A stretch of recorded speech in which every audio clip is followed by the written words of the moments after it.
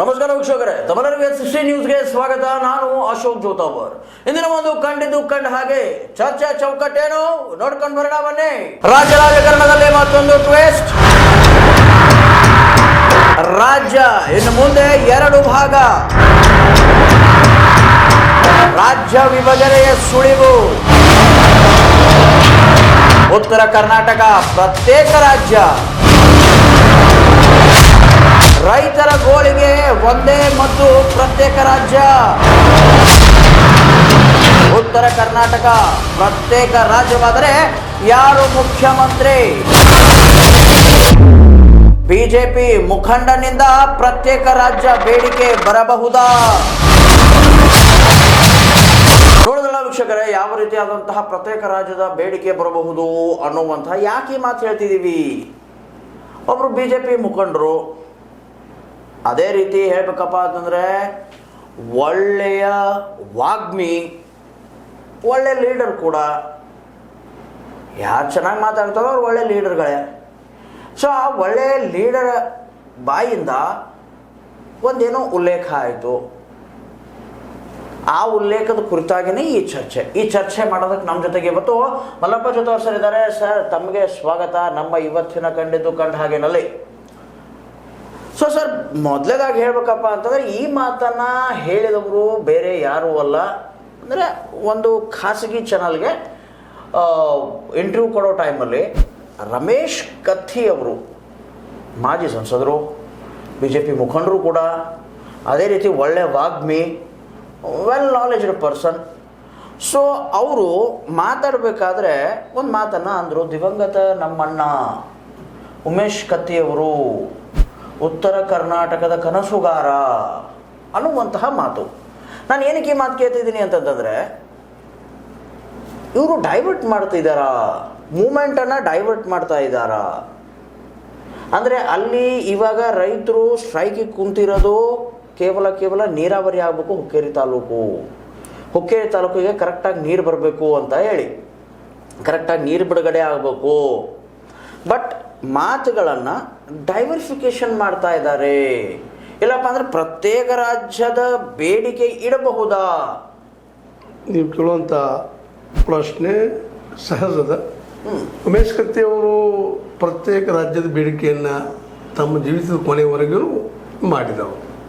Uttara Kannada support ಆಗಬೇಕು, ನಮ್ಮ ಬೆಳವಣಿಗೆ, ನಮ್ಮ ಅಭಿವೃದ್ಧಿ ಅದರಿಂದ ಆಗ್ತದೆ ಅಂತ ಮಾತು ಹೇಳ್ತಾ ಇದ್ದವರು. ಅದಿಷ್ಟೇ ಅವ್ರು ಯಾಕೆ ಹೇಳ್ತಿದ್ರು ಅನ್ನೋದಕ್ಕೆ ಹೌದು, ಇವತ್ತಿಗೂ ಸ್ವಲ್ಪ ಅನ್ಯಾಯ ಆಗ್ತದೆ ಉತ್ತರ ಕರ್ನಾಟಕದ ಇಲ್ಲ ಅಂತಲ್ಲ, ನಮಗೆ ಅನ್ಯಾಯ ಆಗ್ಯದ. ಅದನ್ನು ಅಲ್ಲಿ ಎತ್ತಿ ಹೇಳುವಂಥ ಪ್ರಯತ್ನ ಮಾಡ್ತಾಯಿದ್ರು. ಆ ಸಂದರ್ಭದಲ್ಲಿ ಅವ್ರಿಗೊಂದು ಕಾಣಿಸುತ್ತದೆ, ಅದು ಅದೇನು ಸುಡಲ್ಲ. ಆದರೆ ಇವತ್ತು ನಮ್ಮ ರಮೇಶ್ ಕತ್ತಿಯವರು ಆ ಮಾತನ್ನು ತಂದಿದ್ದು ಮೈಂಡ್ ಡೈವರ್ಟ್ ಮಾಡೋ ಸಲುವಾಗಿ ಇರ್ಬೋದೋ ಇಲ್ವೋ ಅದು ಬೇರೆ ವಿಷಯ.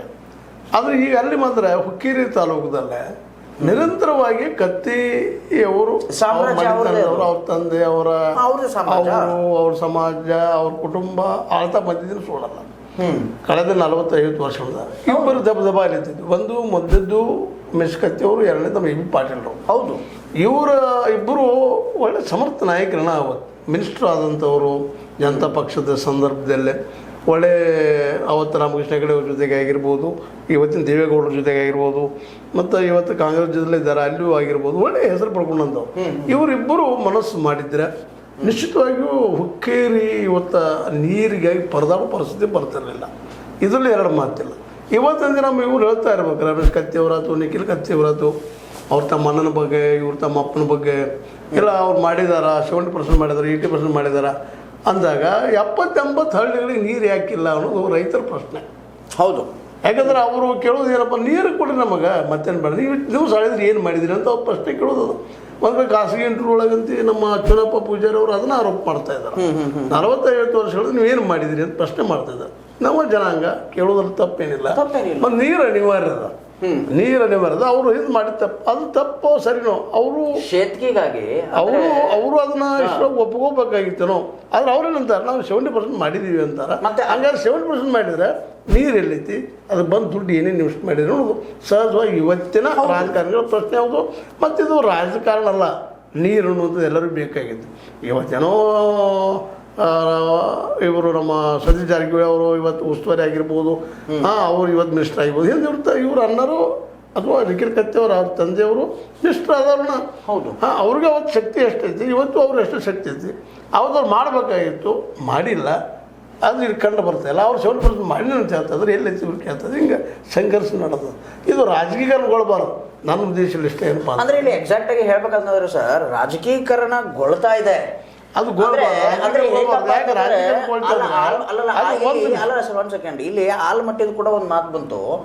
ಆಲ್ಮಟ್ಟಿದು ಒಂದು ಸ್ವಲ್ಪ ನಾವು ಏನಂತೀರ, ನೀವು ನೀರನ್ನ ಶೇಖರಣೆ ಹೆಚ್ಚು ಮಾಡಕ್ಕೆ ಸ್ಟಾರ್ಟ್ ಆದರೆ, ಸಂಗ್ರಹಣೆ ಹೆಚ್ಚಾಗ ಸ್ಟಾರ್ಟ್ ಆದರೆ, ಆಲ್ಮಟ್ಟಿದು ಏನಿಲ್ಲಪ್ಪ ಅಂದ್ರು ಸುಮಾರು ಸಾವಿರಾರು ಹೆಕ್ಟರ್ಗಳು ಇದನ್ನಾಗ್ತವೆ, ಜಾಗ ಎಲ್ಲ ನೀರಾವರಿ ಆಗ್ಬಿಡುತ್ತೆ. ಅವ್ರು ಹೇಳಿರೋ ಮಾತಿದು. ಓಕೆ, ರಮೇಶ್ ಕತ್ತಿ ಅವ್ರು ಹೇಳಿರುವಂತಹ ಮಾತಿದು. ಸೊ ಇಲ್ಲಿ ಏನಪ್ಪ ಅಂತಂದ್ರೆ ಅದನ್ನ ಡೈವರ್ಸಿಫಿಕೇಶನ್ ಮಾಡ್ತಿದಾರ. ಆದರೆ ನಾನು ಏನಕ್ಕೆ ಕೇಳ್ತಿದ್ದೀನಿ ಅಂತಂದ್ರೆ, ಅದು ಆಲಮಟ್ಟಿಯ ಒಂದು ಕೇಸ್ ಈಗ ಆಲ್ರೆಡಿ ಸುಪ್ರೀಂ ಕೋರ್ಟ್ ಮೆಟ್ಲೇನೈತೆ. ಹೌದು, ಸುಪ್ರೀಂ ಕೋರ್ಟ್ ಮೆಟ್ಲಲ್ಲಿದೆ. ಸುಪ್ರೀಂ ಕೋರ್ಟ್ ಅದಕ್ಕೆ ಏನು ಇತ್ಯರ್ಥ ಕೊಡುತ್ತೆ.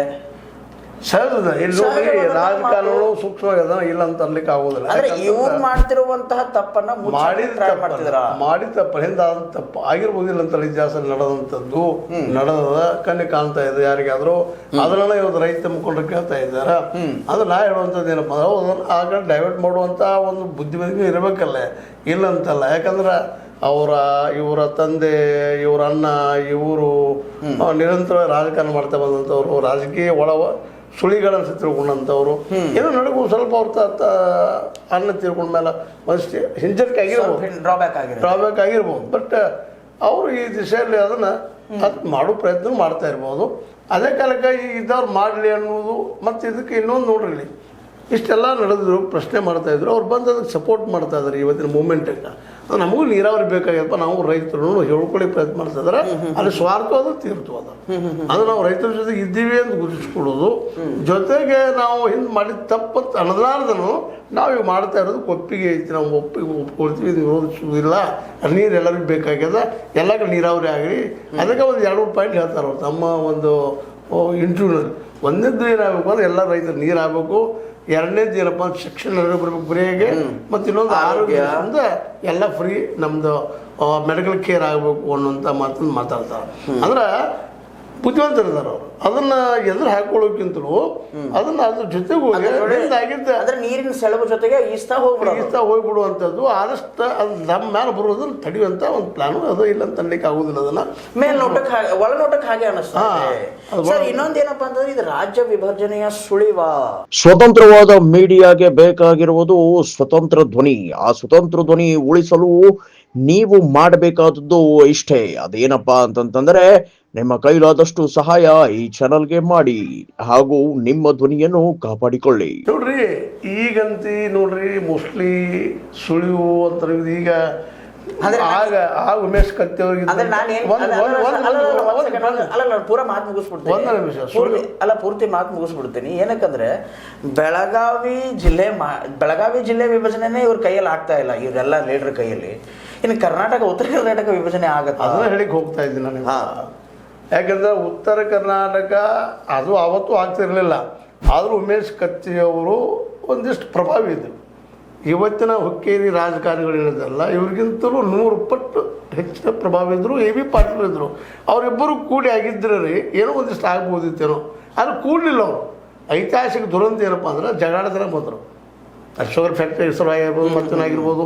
ಯಾಕಂದ್ರೆ ಇವತ್ತು ಶುಗರ್ ಫ್ಯಾಕ್ಟ್ರಿ ನಮ್ಮ ಅಲ್ಲಿದು ಸಂಕೇಶ್ವರ ಶುಗರ್ ಫ್ಯಾಕ್ಟ್ರಿ ಲಾಸ್ ಆಗೋದಕ್ಕೆ ಈ ಕತ್ತಿ ಕುಟುಂಬಕ್ಕೆ ಕಾರಣ ಅನ್ನುವಂಥ ಸಹಿತ ಆರೋಪಗಳಿದ್ದಾವೆ. ಯಾಕಂತಂದ್ರೆ ಇವು ಆರೋಪಗಳು ಮಾಡ್ತಾರೆ ವಿರೋಧಿಗಳು. ಆ ಮಾತು ಬೇರೆ, ಇಲ್ಲಂತೂ ಅನ್ಲಿಕ್ಕೆ ಆಗೋದಿಲ್ಲ ಅದನ್ನು. ಯಾಕಂದ್ರೆ ಶುಗರ್ ಫ್ಯಾಕ್ಟ್ರಿ ಯಶಸ್ವಿಯಾಗಿ ನಡೆಸಲಿಕ್ಕೆ ಆಗಲಿಲ್ಲ. ಅದು ಇವತ್ತು ಏನು ಸಾಲದಲ್ಲಿದ್ದರೆ ಇವರು ಅಷ್ಟು ಕಾರ್ಯಕರ್ತರು ಅಂತೇಳಿ ಅವ್ರ ವಿರೋಧಿಗಳೆಲ್ಲ ಆರೋಪ ಮಾಡ್ತಾ ಇದ್ದಾರೆ. ಆದ್ರೆ ಒಂದು ಏನಪ್ಪ, ಇಲ್ಲಿ ವಿದ್ಯುತ್ ಸಂಘ ಮಾತ್ರ ಚೆನ್ನಾಗಿ ನಡೆಸ್ಕೊಂಬಂದರು, ಇಲ್ಲಿವರೆಗೆ ಲಾಭದಲ್ಲಿ ಇಟ್ಕೊಂಡ್ರು, ಅದನ್ನ ನಾವು ಮೆಚ್ಕೊಳ್ಬೇಕು. ಆದರೆ ಶುಗರ್ ಫ್ಯಾಕ್ಟ್ರಿ ವಿಷಯದಲ್ಲಿ ಯಾಕೋ ಏನೋ ಇಲ್ಲಿ ಎಡವಟ್ಟ ಆಯಿತು. ಹಾಗೆ ಇದು ನೀರಾವರಿ ಸಲುವಾಗಿನೂ ಎಡವಟ್ಟ ಆಯಿತು. ಆದರೆ ನಾ ಹೇಳೋ ಉದ್ದೇಶ ಏನಪ್ಪ ಅಂದರೆ, ಉಮೇಶ್ ಕತ್ತಿ ಅವರು ಸ್ಟ್ರಾಂಗ್ ಇದ್ದರು. ಅವರು ಉತ್ತರ ಕರ್ನಾಟಕ ಒಂದು ಕೂಗು ಹಾಕಿದ್ದು, ಅವರು ಯಾವ ಕಾರಣವೂ ಇರ್ಬೋದು, ಬಟ್ ಅವ್ರಿಗೆ ಒಂದು ಶಕ್ತಿ ಇತ್ತು. ಬಟ್ ಆ ಶಕ್ತಿ ಅವತ್ತು ಒಡೆಯುವಷ್ಟು ಇರಲಿಲ್ಲ, ಇಡೀ ಉತ್ತರ ಕರ್ನಾಟಕ ಒಳಗೆ ಬರುವಷ್ಟು ಇರಲಿಲ್ಲ. ಯಾಕಂತಂದ್ರೆ ಇವ್ರೇನಿದ್ರು ಇಲ್ಲೇ ಸೀಮಿತ ಆಗಿದ್ರು ಬೆಳಗಾವಿ ಜಿಲ್ಲೆಗೆ. ಬೆಳಗಾವಿ ಜಿಲ್ಲೆ ಸೀಮಿತರಿದ್ದು ಉಸ್ತುವಾರಿ ಉಳಿಸ್ಕೊಳ್ಳಲು ಯಶಸ್ವಿಯಾಗಿದ್ದಾರೆ. ಉತ್ತರ ಕರ್ನಾಟಕವನ್ನೆಲ್ಲನೂ ಕಂಟ್ರೋಲ್ ಮಾಡ್ತಾಯಿದ್ರು ಅಂತ ಹೇಳುವಂಥದ್ದು ಒಂದು ಅತಿರೇಕ ಆಗ್ತದೆ, ಅತಿಶಯೋಕ್ತಿ ಆಗ್ತದೆ. ಅವತ್ತಾಗಿರೋ ಮತ್ತು ಇವತ್ತು ಹೆಂಗೆ ಆಗಕ್ಕೆ ಸಾಧ್ಯದ? ಪಾಪ ಇವತ್ತು ಕತ್ತಿ ಅವ್ರು ತಮ್ಮ ಉಳಿವಿಗಾಗಿ ಹೋರಾಟ ಮಾಡ್ತಾ ಇದ್ದಾರೆ ಇವತ್ತು. ಯಾಕಂದ್ರೆ ಇವತ್ತು ಪ್ರಬಲವಾಗಿ ಇವತ್ತು ಜಾರಕಿಹೊಳಿ ಕುಟುಂಬ ಬೆಳಗಾವಿ ಜಿಲ್ಲೆಯಲ್ಲೇ ಬೆಳೆದು ನಿಂತದ್ದು. ಎಂಥ ಲಿಂಗಾಯತ ಡಾಮಿನೆನ್ಸ್ ಇದ್ದಂಥ ಈ ಒಂದು ಬೆಳಗಾವಿ ಜಿಲ್ಲೆಯಲ್ಲೇ DCC ಬ್ಯಾಂಕನ್ನು ತಮ್ಮ ಕಬ್ಜೆಗೆ ತೆಗೆದುಕೊಳ್ಳುವಷ್ಟು ಮಟ್ಟಿಗೆ ಪ್ರಬಲ ಆಗ್ಯಾರಪ್ಪ ಅಂತಂದ್ರೆ, ಮತ್ತು ಅವ್ರನ್ನ ಎದುರಿಸಿ ಮೊದಲು ಹುಕ್ಕೇರಿ ಉಳಿಸ್ಕೋಬೇಕಾಗಿದೆ ಅವ್ರಿಗೆ, ತಮ್ಮ ಕ್ಷೇತ್ರ ಉಳಿಸ್ಕೋಬೇಕಾಗಿದೆ. ಅದಕ್ಕಾಗಿ ಒಂದು ಪ್ರವಾಹ ಎದ್ದದ ಈಗ ನೀರಾವರಿದು. ಆ ಪ್ರವಾಹದ ಇಲ್ಲ ನಾವು ಮಾಡಿದ್ದೀವಿ ಅಂತ ಭಾಳ ವಾದ ಮಾಡೋಗಿದ್ಲು. ಅವ್ರ ಜೊತೆಗೆ ಹೋಗಿ ತಮ್ಮ ಅಸ್ತಿತ್ವ ಉಳಿಸ್ಕೊಳ್ಳೋ ಪ್ರಯತ್ನ ಮಾಡ್ತಾ ಇದ್ದಾರೆ ಅಂತೇಳಿ ಅವ್ರ ರಾಜಕೀಯ ಒಟ್ಟಾರೆಯಾಗಿ ನೋಡಿದಾಗ ಅನ್ನಿಸ್ತದೆ ಹಂಗೆ. ಸರ್, ಇವಾಗ ಇನ್ನೊಂದೇನ ಪ್ರಶ್ನೆ ಅಂದರೆ ರೈತರ ಈ ಗೋಳಿಗೆ ಪ್ರತ್ಯೇಕ ರಾಜ್ಯವಾದ್ರೇನೆ ಮದ್ದಾಗುತ್ತಾ? ಇಲ್ಲ, ಅದಕ್ಕೆ ಸಂಬಂಧ ಇಲ್ಲ. ಯಾಕೆ ಸಂಬಂಧ ಇಲ್ಲ ಅಂತಂದ್ರೆ ಇದಕ್ಕೆ ಬೇಕಾಗಿರೋದು 2,000 ಕೋಟಿ ರೂಪಾಯಿ. ಈಗ ಮತ್ತು ಎಲ್ಲ ಕಡೆ ಬೇಕಾಗಿದೆ, ನೀರಾವರಿ ಆಗಲೇಬೇಕಾಗಿದೆ. ಇದೇ ರಾಜ್ಯ ಹೊಡೆದ್ರೆ ಇವು ಕೊಡ್ತಾರಂತಾರೆ, ಎಷ್ಟು ಬರೋದು ಹೋಗೋದು. ಆ ಮಾತು ಬೇರೆ. ಇವತ್ತು ಮಾಡಬೇಕಾಗಿದ್ದ ಕೆಲಸ ಏನಪ್ಪ ಅಂತಂದ್ರೆ ಮಸ್ಟ್ ಆ್ಯಂಡ್ ಶುಡ್ ಇಡೀ ರಾಜ್ಯದ ತುಂಬ. ಯಾಕಪ್ಪ ಅಂದ್ರೆ ಕೃಷಿಗೆ ಬೇಕಾಗಿದ್ದು ನೀರು. ಎಲ್ಲ ಕಡೆ ಬರೀ ಬೆಳಗಾವಿದಷ್ಟೇ ಹೇಳ್ತಾ ಇಲ್ಲ, ಹುಕ್ಕೇದಷ್ಟೇ ಹೇಳ್ತಾ ಇಲ್ಲ, ಎಲ್ಲ ಕಡೆ ನೀರಾವರಿ ಎಲ್ಲಿಲ್ಲ ಅದು ಮಾಡಬೇಕಾಗಿದ್ದು ಸರ್ಕಾರದ ಕರ್ತವ್ಯನೂ ಹೌದು. ಯಾಕಂದ್ರೆ ನಮ್ಗೆ ಹೊಟ್ಟಿಗೆ ಹಾಕುವಂಥ ಅನ್ನದಾತ ರೈತ ಅಟ್ಲೀಸ್ಟ್ ಉಳಿದವ. ಇವು ಲಾಭ ಮಾಡೋಕ್ಕಂತ ಇವ್ರು ಸಾಧ್ಯ ಇಲ್ಲ. ಓಪನ್ ಮಾರ್ಕೆಟ್ ಮಾಡಿದ್ರು ಸಹಿತ ಯಾರೋ ದಲಾಲರ ಕೈಲು ಯಾರೋ ಕೈಲಿ ಕೊಡ್ತಾರೋ ಹೋದನ್ನ. ಈಗ ಮಾಡಿ ನೋಡ್ರಿ, ಡೆಲ್ಲಿಯಲ್ಲಿ ಈ ಅದಾನಿ ಕೈಗೆ ಇಡೀ ದೇಶದ ಇದನ್ನು ಕೊಳ್ಳಿಕೊಂಡಿದ್ರು ಮಹಾರಾಷ್ಟ್ರ ನಮ್ಮ ಮೋದಿಯವರು. ಪಂಜಾಬ್ ಕೊಡಕ್ಕೆ ಹೋಗ್ತಾ ಇದ್ದಾರೆ. ಅಂದ್ರೆ ಈಗ ನಾ ಹೇಳೋದು ಏನಪ್ಪ ಅಂದ್ರೆ ಒಟ್ಟಾರೆಯಾಗಿ ಇದು ಆಗದಂಗೆ ರೈತ ನೀರು ಬೇಕಾಗ್ಯದ, ಯೋಗ್ಯದ. ಹುಕ್ಕೇರಿಗೆ ಒಂದಲ್ಲ, ಎಲ್ಲ ನಮ್ಮಲ್ಲಿ ಪೂರ್ತಿ ಆಗಿಲ್ಲ. ನಮ್ಗೆ ಗೋಕಾಕ್ ಭಾಗದಲ್ಲೂ ಎಲ್ಲ ಕಡೆ ಆಗಿಲ್ಲ, ಇನ್ನೂ ಆಗ್ಬೇಕಾಗ್ಯದ. ಅವೆಲ್ಲ ನಾವು ಇಲ್ಲೇ ಸಂತೃಪ್ತದಲ್ಲಿ ನಾವು ತೋರಿಸ್ಕೊಂಡಿವೋ ಅಥವಾ ನಮ್ಗೆ ಅದ್ರ ಇದು ಭಾವಿಲ್ಲೋ, ಅಥವಾ ರೈತರಿಗೆ ತಮ್ಗೆ ಅನ್ಯಾಯ ಆಗೋದು ಗೊತ್ತಾಗ್ತಾ ಇಲ್ಲವೋ ಗೊತ್ತಿಲ್ಲ. ಬಟ್ ರೈತರಿಗೆ ಮಾತ್ರ ಅನ್ಯಾಯ ಆಗ್ಲಿಕ್ಕೆ ನೀರಂತೆ ಆಗೋ ಒಂದು ಅಟ್ಲೀಸ್ಟ್ ಉತ್ಪಾದನೆ ಮಾಡ್ತಾರೆ. ಮುಂದೆ ಮಾರ್ಕೆಟನ್ನು ಬಹಳ ಮಹತ್ವದ. ಅದಕ್ಕೆ ಇವು ಮಾರ್ಕೆಟ್ ಮಾಡೋ ವಿಚಾರ ಯಾರಲ್ಲೂ ಇಲ್ಲ. ನೀರು ಕೊಟ್ಟು ಮತ್ತೆ ದುಡಿಸ್ಕೊಂಡು ನಮ್ಮ ಏನಪ್ಪ ಬಸವಣ್ಣ ಅಂತೇಳಿ ದುಡಿಸ್ಕೊಳ್ಳೋ ಕಷ್ಟ ಮುಂದದಾರ್ವಿನ ಅವ್ನು ಲಾಭ ಕೊಡುವಂಥದ್ದಿಲ್ಲ. ಒಣ ಮೇವು ಹಾಕೋರು ಇವರು. ಅವು ಹಸಿ ಮೇವು ಕೊಡು ಮೋಸ್ಟ್ ಪ್ರಾಬಬ್ಲಿ ಈ ರಾಜಕಾರಣಿಗಳು ಬದುಕು ಸಾಕ ಸುಳ್ಳು. ಯಾಕಂದ್ರೆ MS ಸ್ವಾಮಿನಾಥನ್ ಆಯೋಗದ ಪ್ರಕಾರ ಅವ್ರಿಗೆ ಪಾಪ ರೈತ ಕೊಟ್ರೆ, ಮಾರ್ಕೆಟ್ ಕೊಟ್ರೆ ಅವ್ನು ಚಲೋ ಹೋರಿಯಾಗಿ ಓಡಾಡ್ತಾನೆ ಬಲಿಷ್ಠಾಗಿ. ಅದು ಕೊಡೋಂಗಿಲ್ಲ, ಜೀವನ ಇಟ್ಕೊಂಡು ಹೋಗೋದಷ್ಟು ರೈತನ. ಆಮೇಲೆ ರೈತಗೂ ಪಾಪ ಅದು ಎಜುಕೇಷನ್ ಇರೋದಕ್ಕಾಗಿ ನಮ್ಗೆ ಯಾರು ಹೆಂಗೆ ಅನ್ಯಾಯ ಮಾಡ್ಲಿಕ್ಕೆ ಇರ್ತದೆ. ಕೆಲವು ಬುದ್ಧಿವಂತರು ಕೇಳ್ತಾ ಇದ್ದಾರೆ ಇವತ್ತು, ದಲಾಲ ವ್ಯವಸ್ಥೆ ಹೋಗ್ರಿ, ಅದು ಹೋಗ್ರಿ, ಇದು ಹೋಗ್ರಿ. ಬಟ್ ಅದನ್ನು ಇಂಪ್ಲಿಮೆಂಟ್ ಮಾಡೋದು ಹೆಂಗೆ ಅನ್ನೋ ವಿಷಯದಲ್ಲಿ ಅವ್ರು ಸೋಲ್ತಾ ಇದ್ದಾರೆ. ಅಂದ್ರೆ ಇವತ್ತು ಏನು ಹೇಳೋದು ರೈತ ಮೇಲೆ ಹೇಳ್ಬೇಕು, ಇವರೇ ನೆಪಿಸೋದಿಲ್ಲ. ಇವತ್ತು ನಮ್ಮ ಕತ್ತಿಯವ್ರು ಏನೋ ಮಾತಾಡಲಿ, ಜಾರಕಿಹೊಳಿ ನಾಳೆ ಅಷ್ಟೇ ಈ ಸಂದರ್ಭದಲ್ಲಿ ಏನೋ ನಮ್ಮ ಚುನಪ್ಪ ಪೂಜಾರಿ ಅವರಿಗೆ ನಮ್ಮ ಸತೀಶ್ ಜಾರಕಿಹೊಳಿ ಮೇಲೆ ವಿಶ್ವಾಸ ಅದ. 2,000 ಕೋಟಿ ರೂಪಾಯಿ ತಂದು ನೀರಾವರಿ ಮಾಡ್ತಾರೆ ಅನ್ನುವಂಥದ್ದು ಮಾಡಿ ಭಾಳ ಸಂತೋಷ. ಯಾರಿದ್ರೂ ರೈತರಿಗೆ ಒಳ್ಳೇದಾಗ್ತದೆ, ಮಾಡಲಿ. ಆದರೆ ಆ ದುಡ್ಡು ಯಾರದಪ್ಪ ಅಂತ ನೀವು ನಮಗೆ ಗೊತ್ತದ, ನಮ್ಮ ಟ್ಯಾಕ್ಸ್ ಪೇಯರ್ ಅಮೌಂಟ್. ಯಾರು ಮನೆ ತಂದು ಹಾಕಿದ್ರು ನಮ್ಗೆ ಗೊತ್ತಿರಲ್ಲ. ಹೌದು ಸರ್. ಒಂದು ಹೈಪೋಥೆಟಿಕಲ್ ಕ್ವಶನ್, ಉತ್ತರ ಕರ್ನಾಟಕ ಪ್ರತ್ಯೇಕ ರಾಜ್ಯವಾದರೆ ಯಾರು ಮುಖ್ಯಮಂತ್ರಿ ಆಗ್ಬೋದು? ಹೈಪೋಥೆಟಿಕಲ್ ಇರ್ಲಿ, ನೀವು ಹೇಳ್ರಿ, ಅದೇ ಪ್ರಶ್ನೆ ಇಲ್ಲ. ಈಗ ಯಾರು ಅದಾರ? ಈಗ ಅಂತ ನಮ್ಮ ಸತೀಶ್ ಜಾರಕಿಹೊಳಿ ಅಂತ ಬೆನ್ನ ಹಚ್ಚಿದ್ದಾರೆ ಮುಖ್ಯಮಂತ್ರಿ ಆಗ್ಬೇಕು ಅಂದ್ರೆ ಇಲ್ಲೂ ಉತ್ತರ ಕರ್ನಾಟಕ ಬಂದ್ರೆ ಖರ್ಗೆ ಅವ್ರು ಕೂಡ ಬರ್ತಾರಲ್ಲ, ಆಗ ಬಂದ್ರು ಸಹಿತ ಅದೇನಾಗ್ತದೆ ಆಗಿನ ಸಂದರ್ಭ. ಬಟ್ ಆಮೇಲೆ ಯಾರಿಗೆ ಗುರುತು, ದಾವಣಗೆರೆ ಕೂಡ ಒಳಗೆ ಬಂದ್ರೆ ನಮ್ಮ ಈಶ್ವರಪ್ಪನವ್ರು ಇವರು ಬರ್ತಾರೆ. ಏನಂತೀರ ನೀವು? ಇವಾಗಿನ ನಮ್ಮ ಹೋಮ್ ಮಿನಿಸ್ಟರ್ ಕೂಡ ಬರ್ತಾರೆ. ದಾವಣಗೆರೆ ಅವು ಇವೆಲ್ಲ ಎಂಟ್ರಿ ಹೊಡೆದು ಬಿಟ್ರೆ ಉತ್ತರ ಕರ್ನಾಟಕ ಪರಮೇಶ್ವರಪ್ಪನವರು. ಸೊ ಯಾರಾಗಬಹುದು? ಇಲ್ಲ, ಈಗಿನ ಮಟ್ಟಿಗೆ ನೋಡ್ರಿ ಉತ್ತರ ಕರ್ನಾಟಕ ಮಂದ್ಯದಾಗ ಆಗೋದಿಲ್ಲ. ಆದರೆ ಆಗಿನ ಸಂದರ್ಭದಲ್ಲಿ ಈಗಂತಿ ನೋಡ್ರಿ ರಾಜ್ಯ ಮಟ್ಟದಲ್ಲಿ ನಾವು ನೋಡ್ರಿ ಕೆಲವೊಂದು ಸತ್ಯದ ಏನೂ ವಿಚಾರಗಳಿರಲಿ, ಬಟ್ ಸತೀಶ್ ಅವ್ರು ಮಾತ್ರ ರಾಜ್ಯ ಮಟ್ಟದಲ್ಲಿ ಒಂದು ಗುರುತಿಸ್ಕೊಳ್ಳಿಕ್ಕೆ ಹೌದಪ್ಪ ಒಂದು ಕಾಂಪಿಟೇಟರ್ ಅಂತೇಳಿ ಅದನ್ನು ಒಪ್ಕೋಬೇಕಾಗ್ತದೆ. ಅವ್ರು ಬೆಳೆದಾರೆ, ಅದು ಹೆಂಗೆ ಬೆಳೆದ್ರು ಬಿಟ್ಟರು ಪ್ರಶ್ನೆ ಇಲ್ಲ. ಎಲ್ಲ ಈ ದೇಶದ 224 ಮಂದಿ MLAಗಳು, 543 ಮಂದಿ MP ಗಳು ಯಾರು ಭಿಕ್ಷಾಧೀಶರದಾರ ರೀ? ಯಾರು ಇಲ್ಲ, ಎಲ್ಲರೂ ಕೋಟ್ಯಾಧೀಶರು. ಅಂದಾಗ ಇವ್ರು ಹಣ ಕೊಟ್ಟ ಮತ್ತೇನೂ ಕೊಟ್ಟು ಆಯ್ಕೆ ಆಗೋ ಜೊತೆಗೆ ಅದನ್ನು ಕೋಟ್ಯಾಧೀಶ ತಮ್ಗೆ ಹಿಡ್ಕೊಬಂದು ಹಿಡಿದುಕೊತದ. ಈ ವಿಷಯದಲ್ಲಿ ಸತೀಶ್ ಅವರಂತೆ ಮುಂಚೂಣಿಯಲ್ಲಿದ್ದರೆ ಅವ್ರು ಆಗ್ಬೋದೇನೋ ಡಿವೈಡ್ ಆದ್ರೆ ಡಿವೈಡ್ ಆಗದೇ ಇದ್ರೂ ಆಗೋ ಸಾಧ್ಯತೆಗಳಿದ್ದಾವೆ. ಇನ್ನೊಂದು ಮಾಧ್ಯಮಗಳದಪ್ಪ ಅಂತಂದ್ರೆ ಸಾಧ್ಯತೆಗಳಿದ್ದಾವೆ. ಆದರೆ ಡಿ ಕೆ ಸಿ ಎಷ್ಟು ಮಟ್ಟಿಗೆ ಅದಕ್ಕೆ ಅವಕಾಶ ಕೊಡ್ತಾರ, ಪರಮೇಶ್ವರನವ್ರು ಎಷ್ಟು ಮಟ್ಟಿಗೆ ಅವಕಾಶ ಕೊಡ್ತಾರ, ಅವ್ರ ಸಂದರ್ಭ ಮೇಲೆ ಇರ್ತದೆ. ಸರ್ ಇದು ಇವಾಗ ಮತ್ತು ನಾಳೆ ಇದ ತಪ್ಪೆ BJP ಬಂತಪ್ಪ ಅಂದ್ರೆ ಅವ್ರ ಬಡಿ ಪ್ರಶ್ನೆ ಇಲ್ಲ. ಕಟ್ಟೆಗೆದ್ದು ಪಟ್ಟೆಗೆ ಅಂತ ಹೇಳೋದಿನ ಕರ್ನಾಟಕ ಎರಡು ಮಾಡ್ತಾರೆ ಅನ್ನೋದು ಸೋಡ.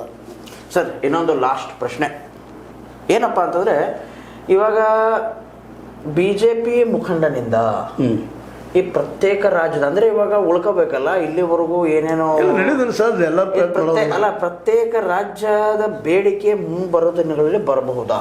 ಮೋಸ್ಟ್ಲಿ ನೋಡ್ರಿ, ಈಗ ಅವ್ರಿಗೆ ಉಳಿವಿನ ಅಸ್ತಿತ್ವ ಐತಿ. ಈಗ ಮೊದಲು ಅವ್ರು ಏನಾಗಬೇಕಾಗಿದಪ್ಪ ಅಂದ್ರೆ ಹುಕ್ಕೇರಿಯನ್ನು ಉಳಿಸ್ಕೋಬೇಕಾಗಿದೆ. ಅದಕ್ಕಾಗಿ ಅವ್ರು ಪ್ರತಿ ಒಂದು ಹೋರಾಟ ಮಾಡ್ತಾ ಇದ್ದಾರೆ. ಜೊತೆಗೆ ಅಲ್ಲೇ ಈವನ್ ಮಾಡಿಂದಲೂ ಸಹಿತ ಸತೀಶ್ ಅವ್ರನ್ನ ಬದುಕಿ ಸರಿಸ್ಬೇಕು ಅನ್ನೋ ಪ್ರಯತ್ನದಲ್ಲೂ ಇದ್ದಾರೆ. ಯಾಕಂದ್ರೆ ಅದು ಬಫರ್ ಸ್ಟೇಟ್ ಇದ್ದಂಗೆ ಅದು ಮರಡಿ. ಆ ಎಮ್ಗಡಿಗೆ ಮಾಡಿದ್ರೆ ಹುಕ್ಕೇರಿಗೆ ಬರ್ಬೋದು ಅಂತ ಭಯನೋ ಅವ್ರಿಗೆ ಇರ್ಬೋದೇನೋ ಸಾಯ್ತದ. ರಾಜಕಾರಣದಲ್ಲಿ ಇರ್ಬೇಕನ್ನೋದು ಸತೀಶ್ ಅವ್ರಿಗೂ ಭಯ ಅದ, ಅವ್ರಿಗೂ ಭಯ ಅದ, ಯಾರಿಗೆ ಭಯ ಇಲ್ದವ್ರು ಯಾರು ಅದಾರ. ಅದಕ್ಕೆ ಏನದಪ್ಪ ಅಂತಂದ್ರೆ ಅವ್ರು ಬರಬಾರ್ದು ದೃಷ್ಟಿಯಿಂದ ಮಾಡಿದ್ರೆ ಅಲ್ಲಿ ಅವ್ರನ್ನ ಕಳಿಸ್ಬಿಟ್ಟಿವಿ ಅಂದ್ರೆ ಮುಖ್ಯಮಂತ್ರಿನೂ ಆಗೋದಲ್ಲ, ಮೊಳಗು ಬರೋದ್ರು ಒಂದು ಏನೋ ಅವ್ರ ಅಭಿಪ್ರಾಯ ಇರ್ಬೋದು, ಇಲ್ಲಂತಲ್ಲ. ಆ ಎಲ್ಲ ನೆಲೆಗಟ್ಟಿನಲ್ಲಿ ವಿಚಾರ ಮಾಡಿದಾಗ ಕತ್ತಿಯವರು ಒಂದದ್ದು ರಾಜ್ಯ ಉಳಿದು ಭಾಳ ಕಷ್ಟ, ಸಾಧ್ಯ ಇಲ್ಲ. ಅವ್ರ ಅನ್ನ ಕಾಲಕ್ಕಾಗಲಿ ಇವ್ರ ಕಡೆ ಆಗಲಿಕ್ಕಿಲ್ಲ ಅನ್ನುವಂಥ ಭರವಸೆ. ಇನ್ನು ಎರಡನೇದಾಗಿ ಈಗ ರೈತರವ್ರನ್ನ ಅಟ್ಯಾಕ್ ಮಾಡ್ತಾ ಇದ್ದಾರೆ. 40-50 ವರ್ಷಗಳಿಂದ ನೀವೇನು ಮಾಡಿದಿರಿ ಅಂತೇಳಿ ಚುನಾವಣಾ ಇಂಟರ್ವ್ಯೂ ನೋಡಿದರೆ ಆ ಇಂಟರ್ವ್ಯೂ ತುಂಬ ಎಲ್ಲ ಹರಿದಾಡಿದರೆ ಸ್ಪಷ್ಟ ಅನ್ನಿಸ್ತದೆ. ಅವ್ರು ತಮ್ಮ ಬಂದ ಟಾರ್ಗೆಟನ್ನು ಒಂದು ಸ್ವಲ್ಪ ಬದಿಗೆ ಸೇರಿಸಿ ನಾವು ನಿಮ್ಮ ಜೊತೆಗಿದ್ದೀವಪ್ಪ ಅಂತ ತೋರಿಸ್ಕೊಡುವಂಥ ಪ್ರಯತ್ನ ಮಾಡ್ತಾ ಇದ್ದಾರೆ. ಇದು ರಾಜಕೀಯ ಜಾಣನಡೆ ಅನುಭವಬೇಕಾಗ್ಯದ. ಅದ್ರ ಜೊತೆಗೆ ಇನ್ನೊಂದು ಏನಪ್ಪ ಅಂದರೆ ಹೇಗಾದರೂ ಮಾಡಿಸಂತ ಪ್ರಯತ್ನ ಮಾಡಿ ಹುಕ್ಕೇರಿ ಮತ್ತು ತಮ್ಮ ಕಬ್ಜಲ್ಲಿ ಇಟ್ಕೊಂಡ್ರೆ ನಮ್ಮ ರಾಜಕೀಯ ಜೀವಂತ ಮೊದಲು ಉಳಿಬೇಕು, ಆಮೇಲೆ ಮುಂದಿನ ವಿಚಾರ ಮುಖ್ಯಮಂತ್ರಿ ವಿಚಾರ ಮಾಡೋದು. ಸೊ ನೋಡಿದ್ರಲ್ಲ ವೀಕ್ಷಕರೇ, ಯಾವ ರೀತಿಯಾದಂತಹ ಮಾತುಗಳು ಚರ್ಚೆಗಳು ಬಂದವು ಅಂದರೆ ಇದು ರಾಜಕೀಯ ಅಸ್ತಿತ್ವವನ್ನು ಉಳಿಸ್ಕೊಳ್ಳೋದಕ್ಕೆ ಪ್ರಯತ್ನ ಪಡುವಂತಹ ನಿಲುವ ನಡೆಯ. ಏನಕ್ಕಂತಂದರೆ ಇವಾಗ ಒಂದೇನೋ ಸಣ್ಣ ಪ್ರಮಾಣದಲ್ಲಿ ಮೈ ಮೇಲೆ ಬರ್ತಾ ಇರುತ್ತೆ. ಇಲ್ಲಪ್ಪ ಅಲ್ಲಿ ನೋಡಿ ಅವ್ರು ದೊಡ್ಡದು ಮಾಡವ್ರೆ, ಅವ್ರನ್ನ ಹಿಡ್ಕೊಳ್ಳಿ ಮೊದಲು, ಆಮೇಲೆ ನಮ್ಮ ಹತ್ರ ಬನ್ನಿ. ದೊಡ್ಡದು ಯಾವುದಾದ್ರೂ ತೋರಿಸ್ಬಿಟ್ರೆ ಜನ ಆ ಕಡೆ ಹೋಗ್ಬಿಡುತ್ತೆ. ಸೊ ಅನ್ನುವಂತಹ ಒಂದು ಟ್ರಿಕ್ ಇರಬಹುದಾ, ರಾಜಕೀಯ ಟ್ವಿಸ್ಟ್ ಇರಬಹುದಾ? ಇದು ನಾವು ಏನಕ್ಕೆ ಈ ಮಾತು ಹೇಳ್ತಿದ್ದೀವಿ ಅಂತಂದರೆ ಕಮೆಂಟ್ ಬಾಕ್ಸು ತುಂಬ ರಿಕಾಮಿಯಾಗಿ ಬೀಳ್ತಾ ಇದೆ. ಅದ್ರ ಒಳಗಡೆ ಯಾರೇ ಕಮೆಂಟೇ ಆಗ್ತಾ ಇಲ್ಲ. ನಿಮಗೋಸ್ಕರ ಐತ್ರಿ ಅದು. ಕಮೆಂಟ್ ಬಾಕ್ಸ್ ಸಿಕ್ಕಾಪಟ್ಟೆ ಹಾಕಿ ಎಂಗೇಜ್ಮೆಂಟ್ ಮಾಡಿಸಿ ಅದನ್ನು. ಅಂದರೆ ನಾವು ಪ್ರತಿಯೊಂದು ಟೈಮ್ಗೂ ಕೂಡ ನಿಮಗೆ ಪ್ರಶ್ನೆಗಳನ್ನು ಏನಕ್ಕೆ ಹಾಕ್ತಿರ್ತೀವಿ, ಇದೇ ಒಂದು ಕಾರಣಕ್ಕಾಗಿ ನಾವು ನಿಮ್ಗೆ ಪ್ರಶ್ನೆ ಹಾಕ್ತಾ ಇರ್ತೀವಿ. ಸೊ ಕಮೆಂಟ್ ಬಾಕ್ಸ್ ನಿಮಗೋಸ್ಕರ ಫ್ರೀ ಐತೆ. ಇದನ್ನು ರಾಜಕೀಯ ತಮ್ಮ ಅಸ್ತಿತ್ವವನ್ನು ಉಳಿಸ್ಕೊಳ್ಳೋದಕ್ಕೆ ಮಾಡ್ತಾ ಇದ್ದಾರಾ, ಇಲ್ಲ ಮನಸಾರೆ ಮಾಡ್ತಾ ಇದ್ದಾರಾ? ಇಲ್ಲಪ್ಪ ಅಂತಂದರೆ ಪ್ರತ್ಯೇಕ ರಾಜ್ಯವಾದರೆ ನಾನು ಒಬ್ಬ ಮುಖ್ಯಮಂತ್ರಿ ಕ್ಯಾಂಡಿಡೇಟ್ ಅನ್ನುವಂತಹ ಒಂದು ಒಳದ ಮನದಾಸೆ ಇರಬಹುದಾ? ಎಲ್ಲ ಕಮೆಂಟ್ ಬಾಕ್ಸ್ ಫ್ರೀ ಐತೆ. ಕಮೆಂಟ್ ಹಾಕೋದನ್ನು ಮರಿಬೇಡಿ. ಇದಾಗಿತ್ತು ಇವತ್ತಿನ ಸುದ್ದಿ. ಇನ್ನಷ್ಟು ಸುದ್ದಿಗಳಿಗಾಗಿ ಸದಾ ಫಾಲೋ ಮಾಡ್ತಾರೆ S60 ನ್ಯೂಸ್. ಇದು ಸತ್ಯದ ಕೈಗನ್ನಡಿ. ಧನ್ಯವಾದ.